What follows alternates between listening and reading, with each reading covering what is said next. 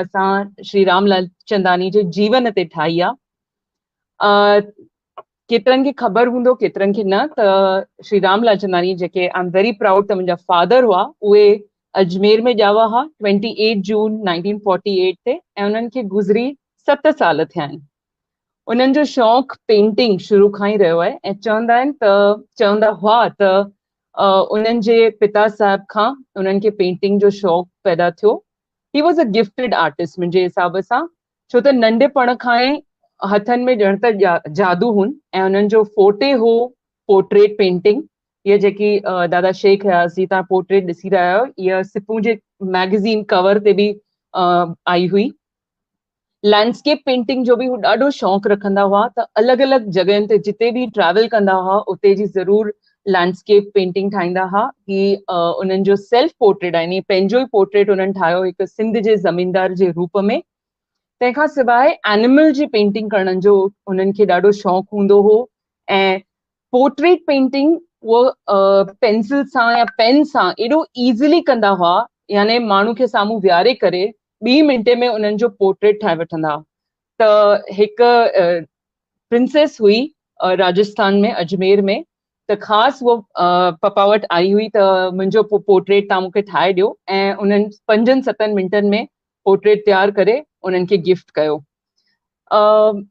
तंहिंखां सवाइ जेकी हिकिड़ी ॾाढी ख़ासि ॻाल्हि हुई पप्पा जे बारे में, सा हुई त सिंधीअ में चङी तरह लिखंदा हुआ, खिलक सां।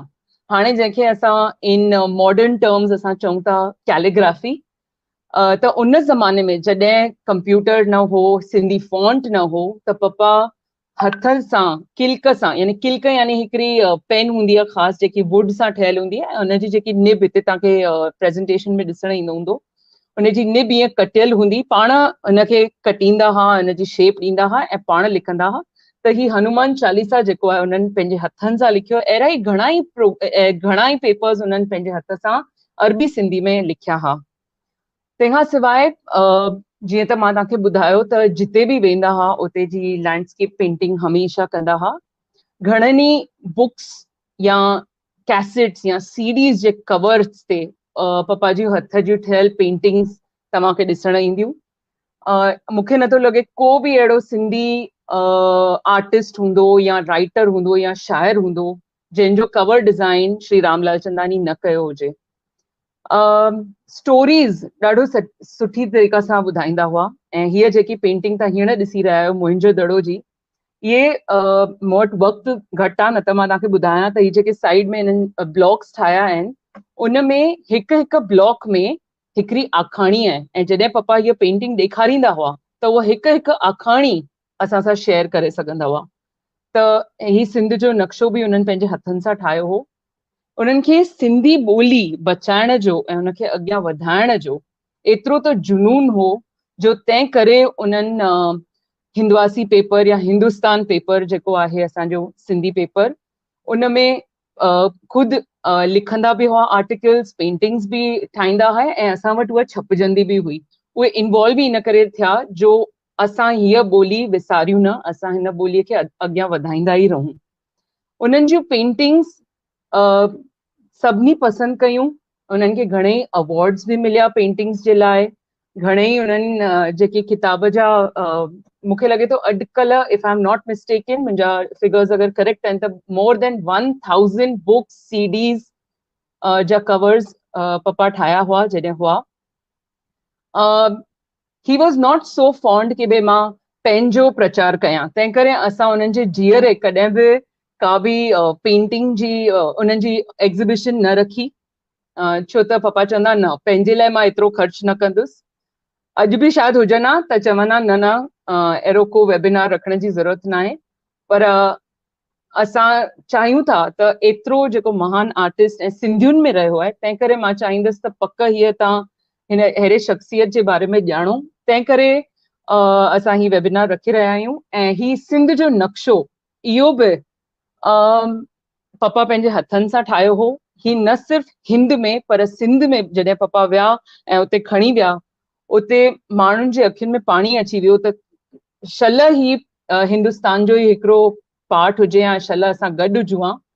तंहिंखां सवाइ हिकिड़ी झूलेलाल जी उन्हनि जेका मूर्त ठाही हुई, ही सात बेले जी पेंटिंग आहे, साम्हूं वेही करे ठाहियो। हुननि जी माउ खे सात बेले में ॾाढी श्रद्धा हुई, त साम्हूं वेही करे सात बेले जो हुननि जॾहिं सिंध विया हुआ त हुननि इहो ठाहे करे हिते पेश कयो हो। तंहिंखां सवाइ हिकिड़ी झूलेलाल जी उन्हनि मूर्त ठाही हुई, ऐं उहा जेकी मूर्त उन्हनि ठाही, मूंखे यादि आहे त उन साल में केरु, आई कांट रिमेंबर कहिड़ा हुआ, हूज़ द पर्सन, पर उन्हनि ख़ासि उहा पेंटिंग पप्पा खां वठी करे ऐं लक्ष्मी पूजन जे टाइम ते, दिवाली जे टाइम ते कार्ड्स ते उन झूलेलाल जी मूर्त प्रिंट कराए ऐं सभिनी खे इन्विटेशन तौरु उहा ॾिनी। इहा झूलेलाल जी मूर्त जेकी मां तव्हां सां ॻाल्हायां पई, ऐं हीअ हिकिड़ी ॾाढी यूनिक मूर्त आहे। तव्हां अहिड़ी शायदि ई किथे ॾिठी हूंदी अहिड़ी मूर्त।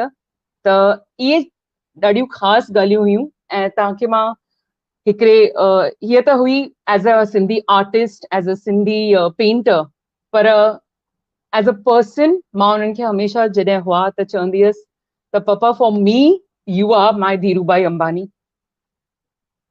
नंढे हूंदे खां ॾाढी ग़रीबी में पैदा थिया, अहिड़ो माहौल न हो जो पढ़ाई करे सघनि, तंहिं हूंदे उन्हनि पढ़ाई कई ऐं एतिरी पढ़ाई कई ऐं एतिरो पंहिंजो नालो कमायो जो वॾनि वॾनि डिग्निटरीज़ सां, वॾनि वॾनि माण्हुनि सां, शख़्सियतुनि सां उहे मिलिया, उन्हनि लाइ कमु कयो, टिप्स इंडस्ट्रीज़ सां उन्हनि कमु कयो ऐं एतिरो पंहिंजे लाइ नालो कमायो।